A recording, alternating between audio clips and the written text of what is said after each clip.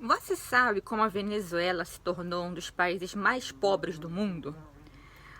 O que o terrorismo islâmico e o tráfico de drogas têm a ver com o socialismo do século XXI? E o que isso tudo tem a ver com o Brasil? Se você ficou curioso para saber, fica comigo que depois da vinheta a gente vai falar sobre tudo isso.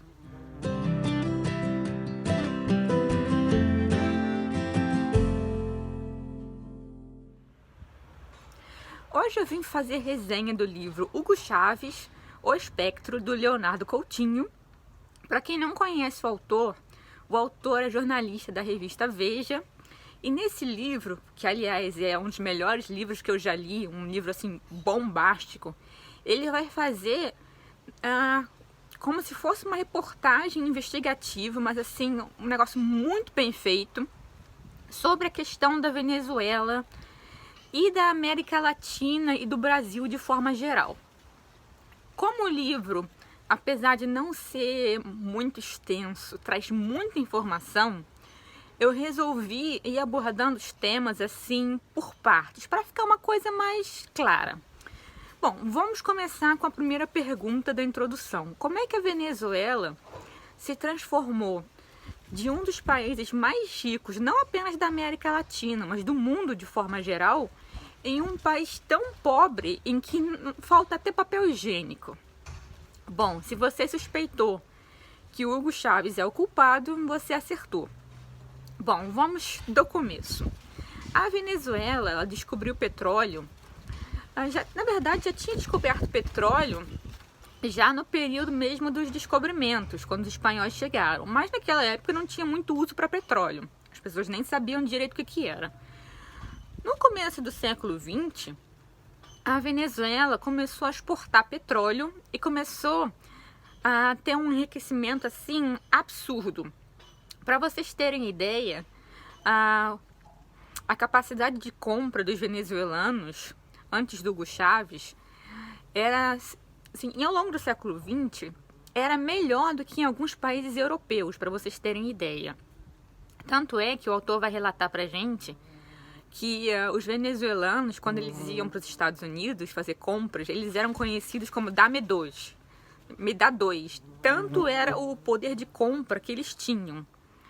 Claro, os dividendos do petróleo não eram assim distribuídos uniformemente por toda a população. Então ainda tinha pobreza na Venezuela, não vamos negar isso.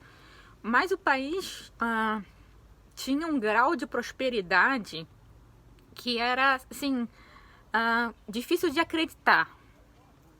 E aí vem o Hugo Chávez.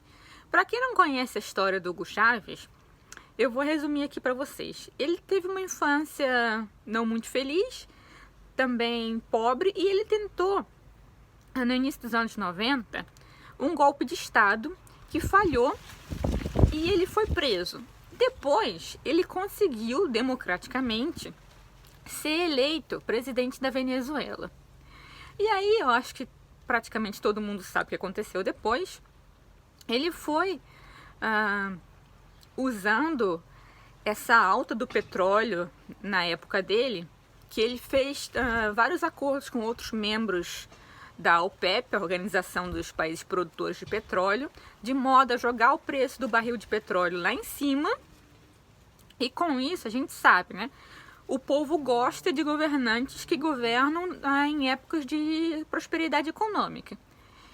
Então, com o preço do petróleo lá em cima, o Chávez foi utilizando esses recursos para criar um governo populista. Ele começou a dar muita coisa de graça, aquele esquema todo que a gente já conhece. E com isso também, ele foi financiando governos de esquerda ao redor da América Latina, dentre outras coisas, mas isso a gente vai chegar depois. E o importante é que, graças a essa popularidade advinda da prosperidade do petróleo, Hugo Chávez foi minando a democracia e as instituições venezuelanas por dentro. A gente já falou sobre esse assunto na resenha do livro O Eixo do Mal Latino-Americano, que não é uma exclusividade do Hugo Chávez. esse é o esquema da esquerda do século XXI em todos os lugares. Eles chegam democraticamente ao poder, na maioria das vezes, e uma vez lá, eles fazem de tudo para não sair. Aí começam a subverter a democracia por dentro, como Chaves fez. Primeiro chama um referendo para poder ser eleito uma terceira vez, aí tenta organizar uma nova Assembleia Constituinte, fazer uma nova Constituição, esses esquemas todos que a gente já conhece. Aí, enquanto o preço do petróleo estava lá em cima, estava indo tudo mais ou menos bem. Mas um dos grandes erros do Hugo Chávez foi que ele não pegou esse dinheiro para ir investir na infraestrutura das petroleiras venezuelanas. Então aquilo ficou assim sucateado. Ele achou que o petróleo ia continuar com preço lá nas alturas e que os poços de petróleo iam continuar jorrando e não precisava fazer nada. E não investiu nessa infraestrutura importantíssima. O que ele fez também foi, nesse afã comunista dele, ele começou a desapropriar várias propriedades agrícolas, emissoras de TV. Todo mundo que era contra ele, todo mundo que era opositor, acabou perdendo a sua propriedade. Mas, como eu disse, como o preço do petróleo ainda estava nas alturas, a população não sentiu isso de início com tanta força. Porque, por exemplo, as propriedades agrícolas iam sendo desapropriadas, mas o preço do petróleo estava tão alto que permitia que o governo importasse muitos alimentos. Então, assim, a população ainda tinha o que comer numa boa, ainda tinha remédio, ainda tinha papel higiênico, ainda tinha tudo. Mas depois, quando o preço do petróleo começou a cair, começou essa inflação monstruosa e os produtores venezuelanos já não tinham mais os recursos, nem a infraestrutura necessária para produzir comida, nem outras coisas que são assim essenciais para a vida cotidiana. E aí a gente vê no que a Venezuela se transformou. Assim, de pessoas anualmente perdendo 10 quilos por conta da fome, pessoas abandonando os animais domésticos porque não tem dinheiro para comprar ração, pessoas roubando bichos de zoológico para abater e comer. A situação, assim, é assustador. Um dos países mais ricos do mundo ter chegado a um tal estado de miséria que chegou a criar uma crise de refugiados. As pessoas, com certeza você já deve ter visto no noticiário, as pessoas fugindo para a Colômbia, as pessoas fugindo para o Brasil, as pessoas fugindo para os Estados Unidos. Então, Hugo Chávez, nessa loucura socialista dele, nesse delírio de querer ser o novo Simão Bolívar, ele arruinou a Venezuela toda. Mas isso por si só já seria uma tragédia de proporções assim gigantescas. Mas o ruim, ou o pior, é que não para por aí. Ele, não contente de arruinar apenas o próprio país, ele procurou influenciar não apenas a América Latina, mas o mundo todo. E é aí que a gente vai chegar à segunda parte desse vídeo, que a gente vai falar do tráfico de drogas e do terrorismo islâmico. Aí você pode pensar, não, mas o que tem as duas coisas a ver com Hugo Chávez?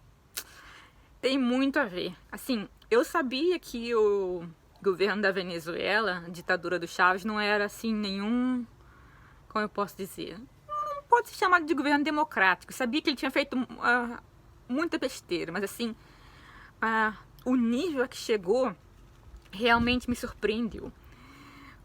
Bom, vocês devem se lembrar, quem é um pouquinho mais velho, já na casa dos 30 e tal, que quando os governos de esquerda começaram a ascender ao poder na América Latina, assim no início dos anos 2000, tinha todo um movimento para fazer conexões com os outros países do chamado Sul Global. Vocês devem com certeza se lembrar das visitas do presidente do Irã ao Brasil, dos acordos que teve. Então, os venezuelanos quiseram também estabelecer uma conexão com o Irã, por ser também um inimigo dos Estados Unidos. E Hugo Chávez, naquele anti-americanismo doido dele, queria se tornar assim, um líder do terceiro mundo igual o Fidel Castro. Então, ele se aproximou do Irã. Mas o que o Irã ia querer com a Venezuela? O Irã, na verdade, ele queria que a Argentina entregasse segredos nucleares e informações de infraestrutura para o projeto nuclear iraniano. Aí você pode me perguntar, Argentina? Sim, eu também não sabia, mas a Argentina tem usinas nucleares. E por conta dos embargos econômicos dos Estados Unidos, o Irã não estava conseguindo desenvolver o seu projeto atômico. Então eles queriam que a Argentina fornecesse o know-how para eles continuarem o projeto de desenvolver armas de destruição em massa. E eles queriam, porque o Hugo Chávez estava nadando no dinheiro do petróleo, que o Hugo Chávez influenciasse o governo argentino, dos Kirchner, também esquerdistas, de modo que eles fizessem uma aliança com o Irã.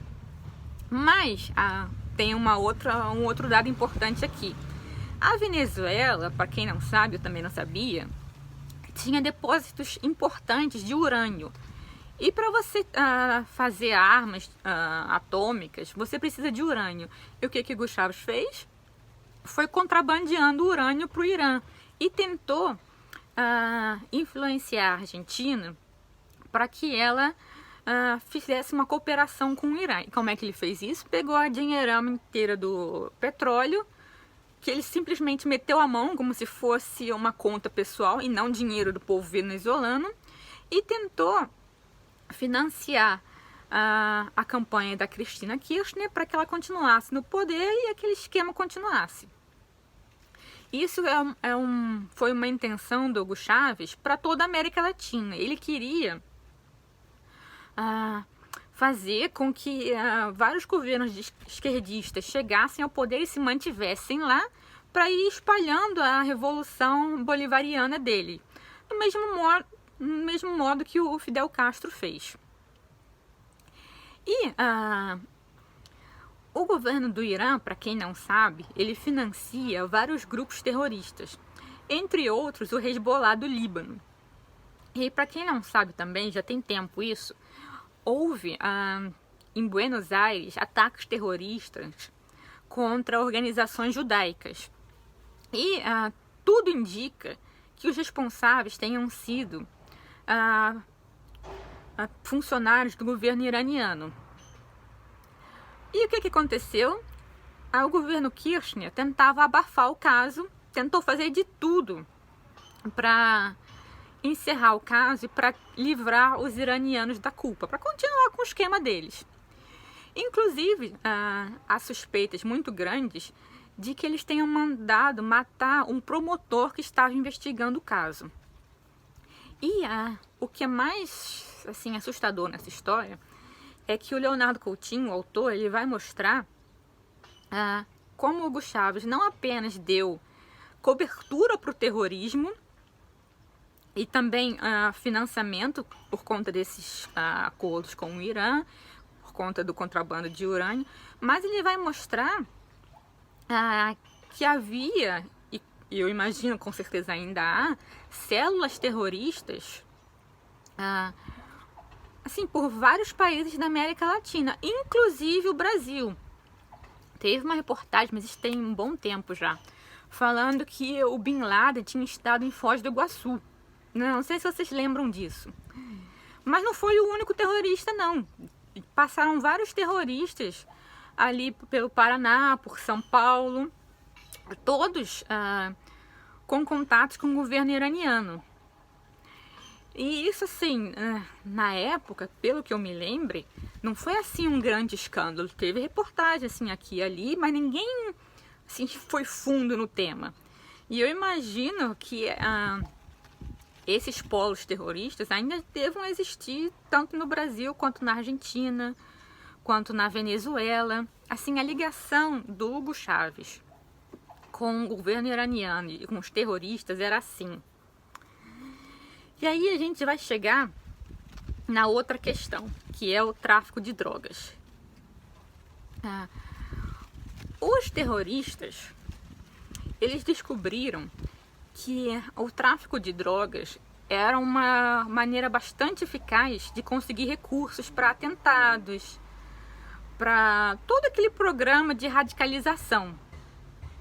E vocês sabem, um dos maiores produtores de drogas é a América Latina, principalmente a Colômbia. Então o que acontecia? Havia um esquema entre vários grupos terroristas, por exemplo, no Líbano, na Palestina, no Irã, no norte da África, de ir fazendo um tráfico de drogas com cocaína que vinha da América do Sul. E vocês sabem também que os grupos guerrilheiros, que a gente também pode chamar de terroristas aqui da América do Sul, uma das fontes, se não a maior fonte de financiamento, é também o tráfico de drogas. Então, houve uma ligação assim, quase que umbilical entre os guerrilheiros sul-americanos e os terroristas. Também com contrabando de armas e também com uma troca de informações sobre modos de agir, uma transferência de know-how entre os guerrilheiros sul-americanos e os terroristas do Oriente Médio. E o que Hugo Chávez fez? Ele deu cobertura para isso tudo. Não apenas deu cobertura para que, por exemplo, as Farc pudessem se esconder em território venezuelano, como ele montou todo um cartel entre a alta cúpula do governo dele, principalmente os militares, o chamado Cartel dos Sóis. Ele transformou a Venezuela num narco-estado, do mesmo modo que o Fidel Castro fez com Cuba. Se você ainda não viu minha resenha do livro A Vida Secreta de Fidel, por favor, faça esse favor a si mesmo. Eu vou deixar linkado aqui no final desse vídeo. E naquele livro, o autor vai falar como o Fidel Castro e a alta cúpula do governo cubano se envolveram com o tráfico de drogas enquanto maneira de angariar recursos e como arma contra o imperialismo. E o Fidel Castro, ele passou a receita direitinho para o Hugo Chávez, e o Hugo Chávez fez a mesma coisa. Ele transformou a Venezuela num narco-estado. E com isso também aumentou a violência urbana, não apenas na Venezuela, mas em todos os países ali da América Latina que de alguma forma estavam nessa rota do tráfico. Assim, a coisa disparou. E o autor vai mostrar também como outros governantes, por exemplo, o Evo Morales, tentaram copiar esse modelo do Hugo Chávez de desapropriação, de tráfico de drogas, de queima de arquivo. Assim, é uma coisa...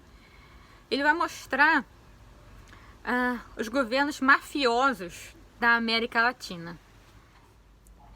Mas não para por aí, vai ficar pior, porque a gente sabe que com um comunista só pode ficar pior. E vocês sabem, Hugo Chávez morreu. Eu não gosto de dizer isso, mas eu vou ter que dizer, graças a Deus. E o Maduro assumiu no lugar dele. Já no governo do Maduro, a qualidade de vida na Venezuela estava indo ladeira abaixo. E óbvio que as pessoas se revoltam, com toda razão. Só que a gente sabe, ditador, eles não simplesmente deixam o poder. Eles querem se perpetuar até não poder mais. Então, qual foi a estratégia usada? E aqui você presta atenção, porque não é uma estratégia só venezuelana. É uma estratégia que tentaram aplicar aqui no Brasil também e que pode ser aplicada em qualquer outro país. E geralmente, infelizmente, é uma coisa que é, na maioria das vezes, bem sucedida. Aconteceu o quê? Não tinha mais gente suficiente produzindo comida na Venezuela, porque, como eu disse, Hugo Chávez deu um jeito de arruinar a agricultura privada venezuelana. Então havia apenas importação de alimentos. E o governo fazia o quê? Com o dinheiro do narcotráfico, o dinheiro do petróleo, tudo. Eles subvencionavam os produtos alimentícios. Então, assim, no supermercado do governo, você conseguia coisas muito mais baratas do que no mercado tradicional, certo? E as pessoas, a gente sabe, as pessoas precisam comer. É uma das Se você não tem o que comer, você não consegue pensar em mais nada. Primeiro vem as necessidades básicas. Só que acontecia o quê? O voto na Venezuela, ele não é obrigatório. E também, infelizmente, ele deveria ser secreto, mas ele não é. E aqui também é uma importante informação para os brasileiros. A Venezuela, ela tem um esquema de voto eletrônico, igual o esquema brasileiro. Só que a gente sabe que isso é, assim, muito frágil, muito passível de fraude e também de vazamento de dados. Então, o governo, ele sabia não apenas quem tinha ido votar, como em quem tinha votado. E como o governo estava ali sendo o principal fornecedor de alimentos, para muitas pessoas o único, as pessoas ficaram nessa situação de dependência. Se alguém do governo soubesse que você não tinha ido votar, ou que você tinha ido votar, mas tinha votado na oposição, você não ganhava mais comida. E o que aconteceu? Eles conseguiram fazer com que a população ficasse prisioneira disso. E o esquema ainda está rolando. Além disso, o que o Hugo Chávez fez? Ele não se contentou apenas de ter cooptado o exército, ele procurou formar milícias populares, os chamados coletivos. Ele mandava esse povo que era apoiador do governo para Cuba para receber treinamento. Chegando na Venezuela, eles eram armados e viravam assim, como se fossem grupos paramilitares, que iam forçar as pessoas a votar no governo, que vigiavam as pessoas para ver quem estava falando mal do governo, quem tinha algum tipo de crítica. Ficou assim, uma rede de espionagem muito parecida com a que existe em Cuba. E como o padrão de vida estava caindo e essas pessoas tinham um respaldo do governo, estavam armadas, esses grupos se transformaram também em grupos criminosos comuns, o que ajudou também a piorar ainda mais a questão da segurança urbana e até rural na Venezuela. Então, o governo simplesmente ele não apenas destruiu o padrão de vida dos venezuelanos, como ele destruiu as instituições e até o tecido social da Venezuela. Foi uma coisa assim de louco. Aí você pode estar se perguntando, mas quais são os paralelos com o Brasil? Aí a gente vai ter que voltar para o livro negro da Nova Esquerda e também para o eixo do mal latino-americano. Eu falei nesses vídeos que uma das táticas da esquerda é ir financiando e dando apoio a ONGs de diversos tipos para que elas façam uma pressão de baixo para que o governo esquerdista de cima consiga ir acabando com as instituições democráticas do país. Se você não lembra, procura aí no Google. Na época da eleição da Dilma, o MST falando que não ia aceitar a derrota. E a gente sabe por quem o MST é financiado, né? Enfim, vocês sabem. Então, é um projeto de poder, uma estratégia de poder que não é exclusiva da Venezuela.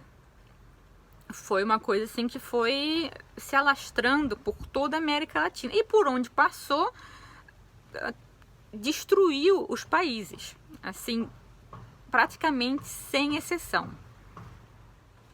Além disso, e eu acho que isso é importante frisar, Hugo Chávez tinha todo aquele discurso nacionalista, anti-imperialista, mas ele transformou a Venezuela em praticamente uma colônia cubana.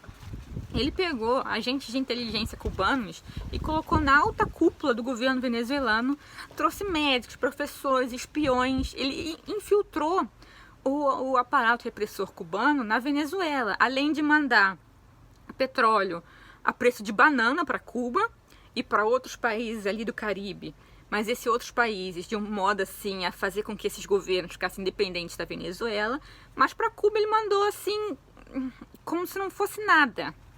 Ele copiou também do Fidel Castro essa estratégia de ter uma conta a qual ninguém tem acesso e ele vai tirando dinheiro do povo venezuelano, assim como se fosse dele. Foi uma coisa assim eu diria, um dos maiores desastres assim do século XX, início do século XXI. E como eu disse, o livro, apesar de não ser assim, muito extenso, é muito bem trabalhado. Assim, você lê como se fosse um thriller. Mas assim, a gente vê que o autor teve um cuidado gigante com as fontes. E ele vai revelar assim, tanta informação, mas tanta informação que deveria ser uma coisa que todo mundo deveria saber. E ele vai também apresentar muitos dos documentos, muitas das fontes pra gente também no livro. Então você pode ir lá, folhear o livro e ver as fotos, xerox de documentos, pra gente realmente ver que não é coisa que ele tá tirando da cabeça dele. Foi uma investigação assim que durou anos para ele fazer, mas que na minha opinião foi muito bem feita. É um livro essencial, é uma coisa que todo mundo deveria ler, não apenas para entender o que aconteceu com a Venezuela, mas para ficar esperto, para não deixar a mesma coisa acontecer com o Brasil, ou se alguém aqui esteja assistindo de algum outro país, para não deixar que isso aconteça com o seu país. Assim, o que eu tô falando aqui é o resumo do resumo do resumo.